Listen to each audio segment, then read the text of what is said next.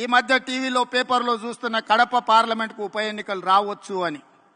నిజంగానే ఉప ఎన్నికలు వస్తే ఊరూరు తిరిగే బాధ్యత నేను తీసుకుంటా.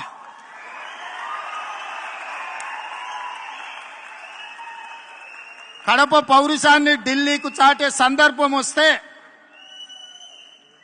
కడప జిల్లా వాసుల తరపున కాంగ్రెస్ పార్టీ జెండా మోయడానికి గల్లీ గల్లీ తిరగడానికి అక్కడి నుంచే ఎక్కడైతే పోగొట్టుకున్నామో అక్కడనే వెతుక్కోమని పెద్దలు ఏదైతే చెప్పినరో, ఏ కడప జిల్లాలో కాంగ్రెస్ పార్టీకి దెబ్బ తగిలిందో అదే కడప జిల్లా నుంచి కాంగ్రెస్ పార్టీ జెండాను ఎగరేసి ఆ గడ్డ మీద నుంచే పోరాటం మొదలు పెడదాం.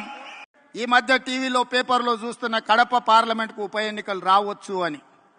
నిజంగానే ఉప ఎన్నికలు వస్తే ఊరూరు తిరిగే బాధ్యత నేను తీసుకుంటా.